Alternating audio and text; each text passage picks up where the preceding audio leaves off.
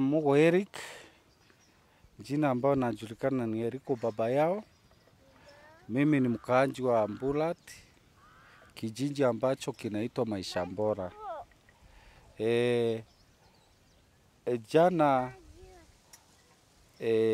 usiku uliopita niliweza kupata mkazo wa moto ambao ilikuwa mwendo wa saa 9 usiku wa kuamkia.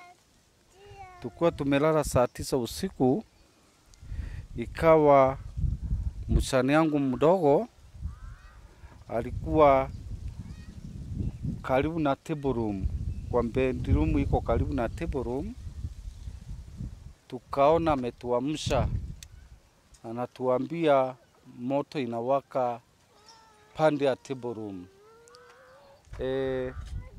Tulipoamka saa 9 tukakuta yenyewe ni moto kwa nyumba, na moto ilianzia kwa mlango. Kuna kiti ilikuwa hapo karibu na mlango, ilianzia kwa kiti na ikaenea nyumba mzima. Sasa tulipoamka moto ilikuwa already imewaka katika nyumba, na chanzo ya moto yenyewe hatukuelewa ni gani, kwa sababu stima hazikuwa. Kwa hiyo chanzo ya moto hatukuelewa moto ilitoka wapi saa 9. Na yali mama aliweza kutengeneza chakula ya mchana ndio tulikula usiku. Kwa hivyo hapo chanzo ya moto kuingia kwa nyumba sikuelewa ilipitia wapi. Tulitoka kwa nyumba, naye moto ilianzia katika mlango ya table room. Na ilikuwa ngumu sana kutoka, by the way. Ikawa sasa nikaanzia kutoa familia kwa nyumba. Niko na watoto 3 na mama hapo, na nikaanzia kuwatoa mimi, nikakuwa mwisho kutoka katika hili nyumba. Na wakati nimewatoa, bahati nzuri, bahati ya Mungu hakuweza kuumia, lakini kwa vile mimi nilikuwa mwisho kutoka, niliweza kuumia nyuma ya mgongo. Unapotazama mgongo wangu iko na vinonda, nikiweza kuwatoa kwa nyumba, lakini nashukuru Mungu kwa hayo, kwa sababu wakuumia. Lakini jumoto ilianzia karibu na mlango, hatukuweza kuokoa chochote. Niliweza kuokoa, ikasindikana. Nikasema wacha familia niokoe mbele. Na ikawa sasa historia, nyumba ikaanzia kuchomeka, na mimi mzuri ikakaribia hata kwa mlango nikiwa ndani ya nyumba. Ile kutoka vyenye nimewakoa kutoka, sasa ikawa sasa ndio nimechomeka mgongo, na nikaweza kutoka.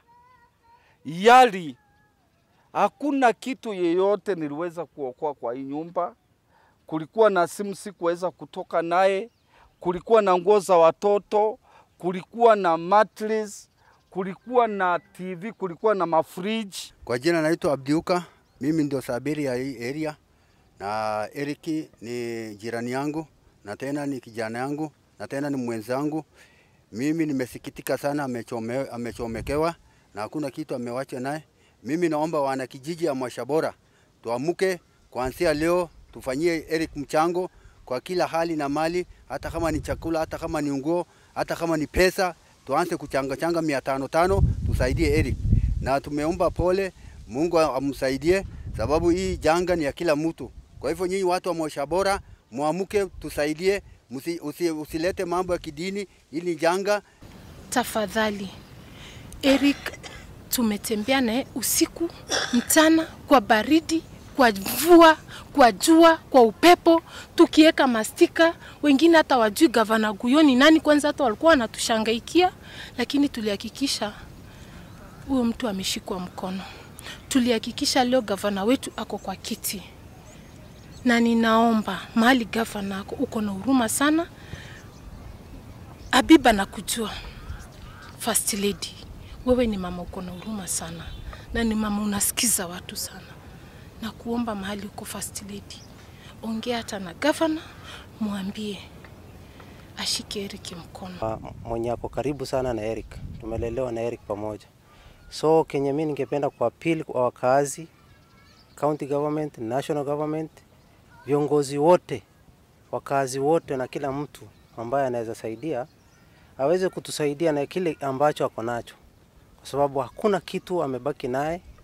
Hata kama uko na mattress ile utumii, tafadhali tunahitaji kutoka kwako kitu yoyote ambayo mtatusaidia.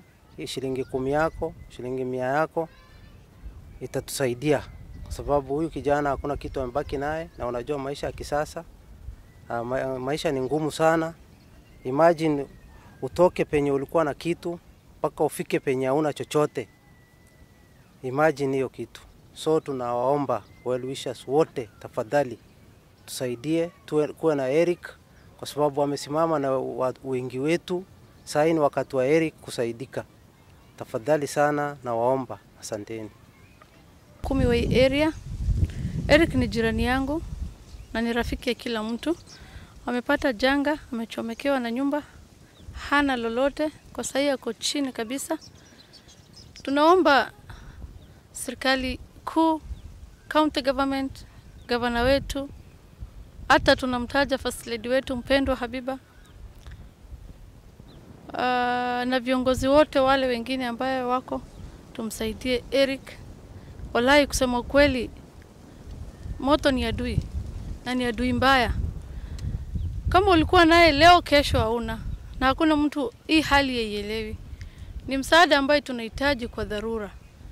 Hadi kwa saa hii Eric hajapata lolote, analala tu kwa nyumba ya jirani, na mnajua mwenye amempea naye ni mtu bado anahitaji kwake. Tunaomba msaada kwa wafadhili wote, wananchi wote wa Isiolo ambaye wanamjua Eric. Eric ni kwa jina anajulikana kama baba yao, hakuna mtu amjui Eric. Tunaomba lolote, hata 50, 100, Kenya iko tu, sisi hakuna ile kitu tutakataa. Kuna watoto saa hii leo wanafaa kuwa wako shule lakini wanjaenda, wana uniform, wana karamu, wakulala mzuri vile wangeamuka wanjitayarishe kwenda shule. Tunaomba hata wale waweze kutusaidia hata uniform ya watoto hii waweze kufanya mtihani, wote they are candidates, lakini wanjaweza kwenda shule. Hata wanasikia wako ni kama wameathirika mbaya sana, sababu hata kuongea wanashindwa kuongea, na sisi wanakaa wakilialia. Ndio tumetoa hapa karibu, tumesema wasonge kando, tuone vile watasaidika kabla ya mtihani ifike. Wote wawili ni candidate. Tungeomba msaada kwa MCA wetu Rorot, especially Wamburat. Kijana yetu tunakuomba na tunakusii. Tunaomba Samali wetu MP, tunaomba Mwenda, tunaomba Duro, tunaomba Nguyo na Fastirind, wote tunaomba watu angalie tusaidie hii kijana anaitwa Eric. Eric ametusaidia sana kwa hii community. Alituinulia youth ya maisha bora, ikaweza kujulikana, ikuwe inajulikana. Huyu ndio sauti yetu tukiwa maisha bora. Tukiwaachilia kijana kama hii, mimi kama mama yake hapa, hatutakuwa na sauti, sababu mimi umri yangu imeenda, lakini sauti yetu ni Eric. Kwa ile namba inajulikana na wote ni 0728 50 46 41.